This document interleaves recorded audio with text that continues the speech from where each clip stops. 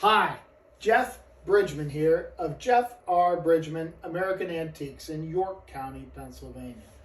I've come here today to tell you about this fantastic 27-star antique American flag. Now, American flags with 27 stars that actually date to the period when we had 27 states are extraordinarily rare things. This is because the window in which we had exactly that many states was so small. Florida joined the Union as the 27th state on March 3rd of 1845, and it was followed on December 29th of that same year by Texas. That left only a little 9.5-month window approximately when we had that many states, and flag making was minuscule at the time.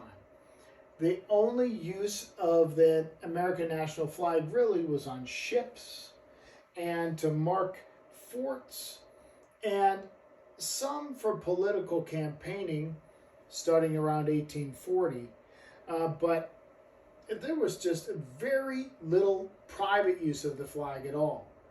And infantry and artillery units had basically just started to be authorized to carry the flag. Artillery in 1834, infantry in 1841, and this is 1845.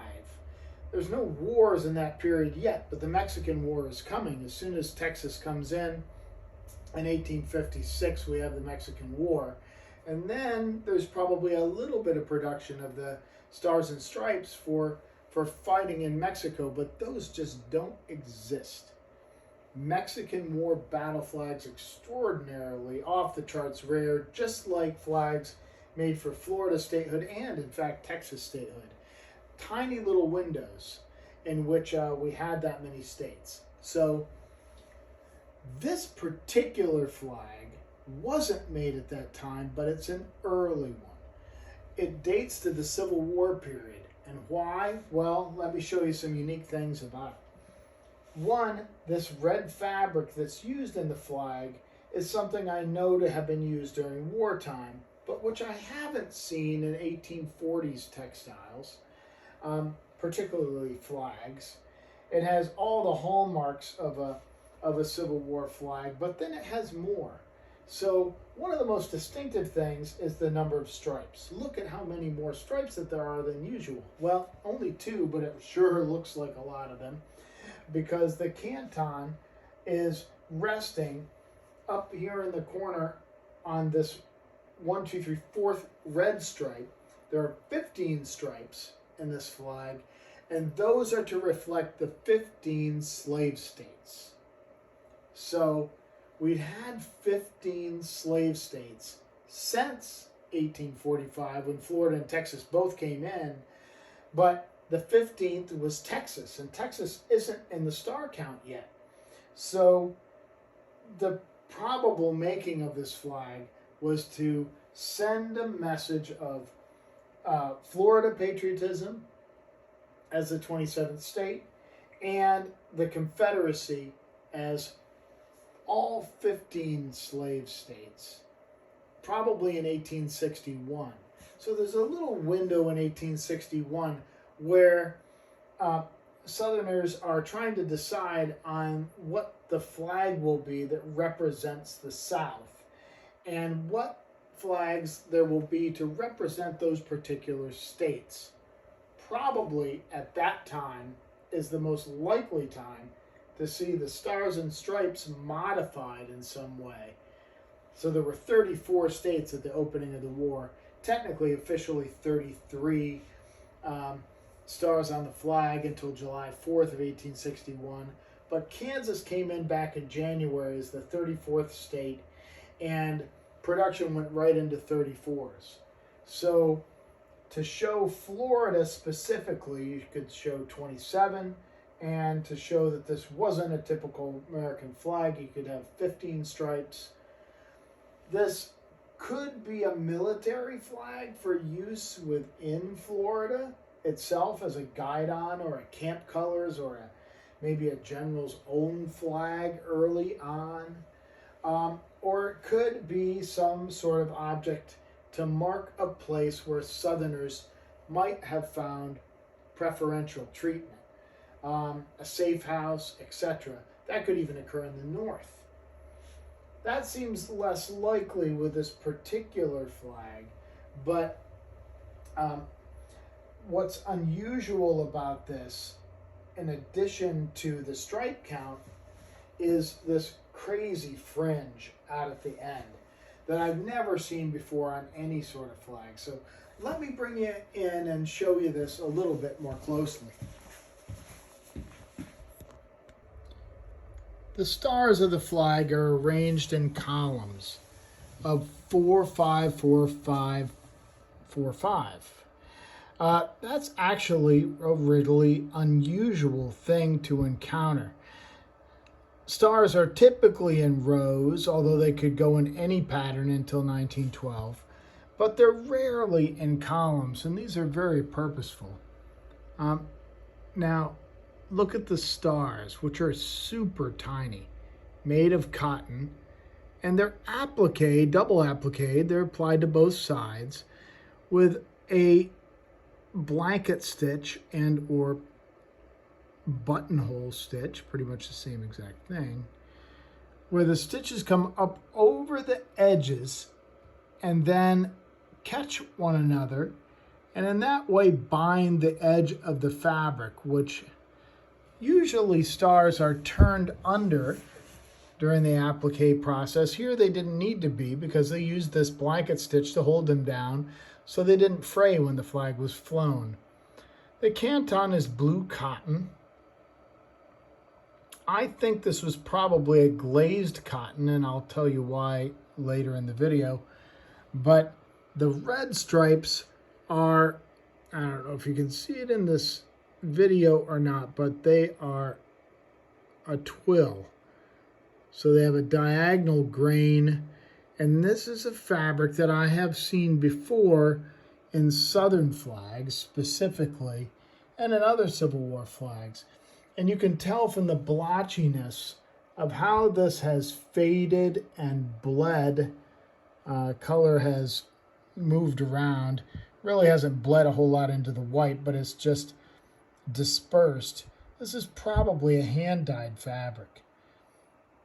The white is just plain white, plain weave cotton.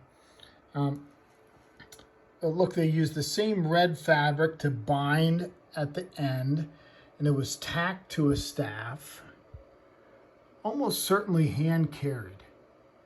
And it has this great handmade wool tassel made of woolen yarn, definitely homemade. Flags that were carried for military use typically had a tassel. This could be a Florida militia unit, even. And look at the fringe. This is a wool and or wool and hemp blend, possibly.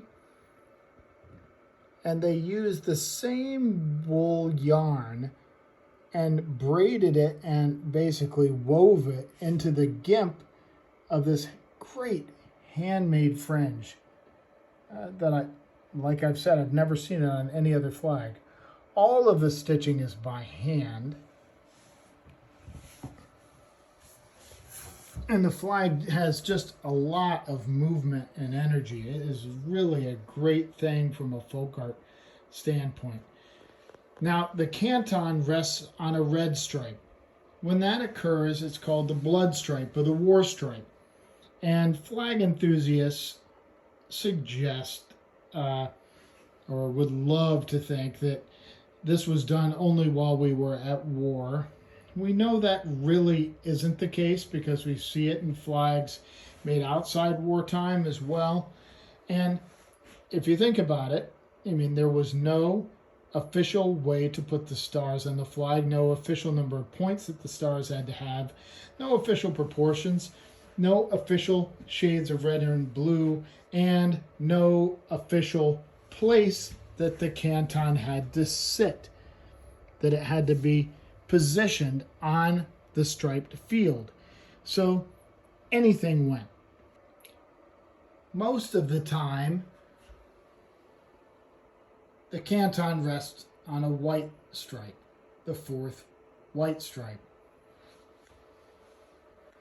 So resting on a red stripe is extraordinarily desirable among flag collectors, whether or not it had any meaning. And it's a great thing to see on this already unusual flag. Now, if you look closely, along this binding near the bottom is a name, H.W. Mackenzie. And up here in the corner, Grace Mackenzie, and a letter L that is crossed out with 4 lines. It was a curious thing. And let me tell you a little bit about that. So, Herbert William Mackenzie and Grace Lucille Mackenzie were brother and sister. They were the son and daughter of a guy named William D. Mackenzie, born in 1891 and 1900 respectively, to William D. Mackenzie, who was born in 1858 and emigrated to the United States from Canada, probably in the 1870s. Around 1880, he's living in Windham, Connecticut, and he shows up that year on the census as living there. And then he is married the following year in 1881 in Massachusetts to a woman named Minnie Morehouse. Minnie was from Saratoga, New York, actually very near there in a town called Ballston. Ballston was closer to the Springs itself, and in the 1780s, a guy named Benjamin Douglas opened the first inn there. He was the grandfather of Stephen Douglas of Illinois, of the Lincoln-Douglas debates. And then in 1803, remember this is really early now, Jefferson's in the White House. A hotel was built there that became the biggest hotel in the United States. Because of the springs in Saratoga, it was a destination. They were supposed to have a sort of magical properties and restorative and healing properties. And people went there for vacation. And even though it was seemingly difficult to access, in the 19th century, by some point, there were at least 4 railroads going into Ballston. So even though it's way up there in upstate New York, it was more accessible than one might think and was really a famous place. Now, William D. Mackenzie, her husband, was a builder. In around 1910, he built the Indian motorcycle plant in Springfield. That was sort of his claim to fame. He was a mason, but he was Canadian. And what we have to figure out here is, okay, the mystery was, how does a 27-star Florida relationship Southern flag end up in New York State or in Springfield? It had to be from the other side of the family, right? I mean, it certainly didn't come out of Canada. So it had to come from the Morehouse side. Minnie's mother was a woman named Amanda Morehouse, but originally Amanda Barbie. Her parents were from New Hampshire and Massachusetts. And while there was a family, connection to the Civil War there were a couple of people in that extended family that fought in the war. None of them went anywhere near Florida. And Amanda, by the time of the Civil War, I mean, she's on her second husband. She's living in New York State. They're still living in Massachusetts and New Hampshire. There's no reason to send her such a flag, and where would they get it to begin with? So we have to look to other sources. She was, in fact, married 3 times. Talcott Morehouse, who was born in 1789, was 46 years her senior when he married her post-Civil War. But before that, she was married twice. She was married first to a guy born around the same time as her that was 30 years old when he died in 1857, just before the war broke out. So she married another guy named Wilbur Wagar, and he went off to fight in the war. And looking at his circumstances is where the mystery was solved about this flag. So William Wagar enlisted with the 115th New York Infantry, Company I, in 1862, in August. In September of that year, he was actually captured at Harper's Ferry. So about a month after he enlists, the poor guy is captured at Harper's Ferry. He's released the next day, though, in some sort of prisoner exchange, probably.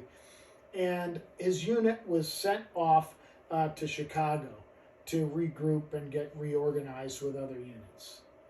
It was sent from there to Hilton Head and Beaufort, South Carolina, where they were for about a year, the entirety of 1863. But in 1864, it's sent to Florida. Now, you have to understand how important this is, because Florida is by far the smallest in terms of its population of any Confederate state. It only been a state, right, since 1845, only 16 years. And in the entirety of Florida, there were only 140,000 people. It's way down there geographically, right?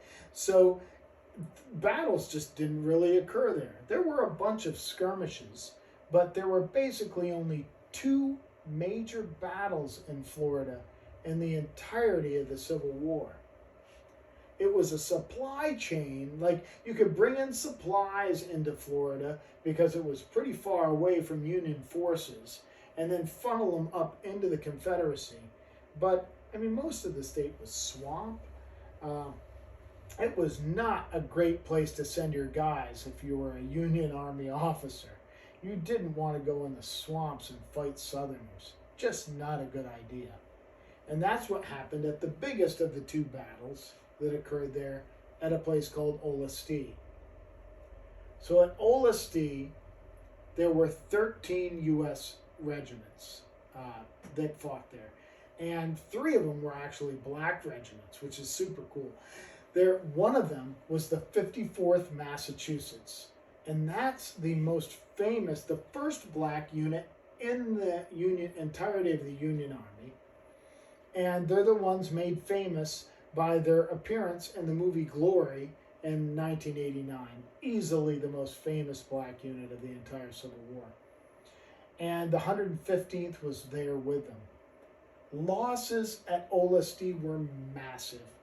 There were 1,150 wounded, 200 killed, and 506 missing. I mean, well, they push him into the swamp. The swamp monster get him? Oh my God. Missing. 506 guys missing. Did they run off? Maybe because conditions were so horrible and there was just no way to win. That could be. But William Wagar was not among those initially. So he was wounded and listed as wounded on the day of the battle on February 20th. And on the same day is listed as a prisoner of war. So probably somebody saw him getting carted off as a prisoner of war. But then he disappears. That's about all we know about Wagar, except for the fact that about a year and a half later, his wife, Amanda Wagar, files for a Union Army pension in his name. So I've tried to research the guy. I haven't found anything else yet, but he is either presumed dead or is known to be dead by August of 1865. Now, how did he get this flag? He must have. It was probably sent home with his effects. maybe it was given to him by somebody who cared for him. Maybe he captured it during the battle and had it in his possession. It definitely could be a guidon or a camp colors of some sort.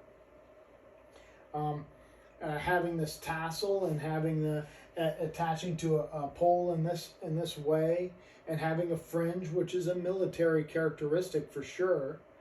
But I mean, that seems unlikely with losses that day, but it might have happened. Did he befriend somebody down there that sent it with his effects? Maybe a friend that he helped out, or some other soldier during the battle itself, and they, out of respect, they sent this with his objects back to New York State. We'll never know that part of the history because it's lost to time. But the fact that the unit was actually there was remarkable. I about died when I found the record, because there are thousands of Civil War regiments, thousands.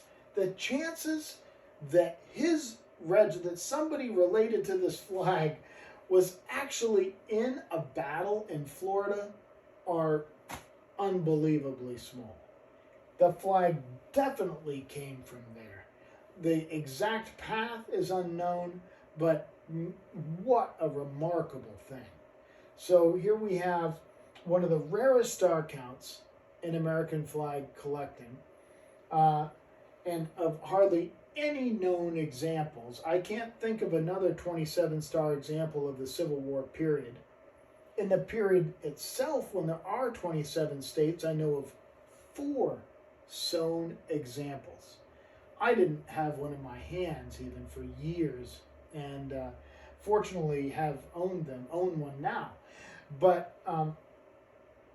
just an amazing thing to find at that time, with 15 stripes, this wonderful, unusual fringe and the tassel, a lot of movement, and just a really graphic, great piece of folk art in addition to an early flag, with this wonderful history probably to Florida itself during the Civil War and to the South.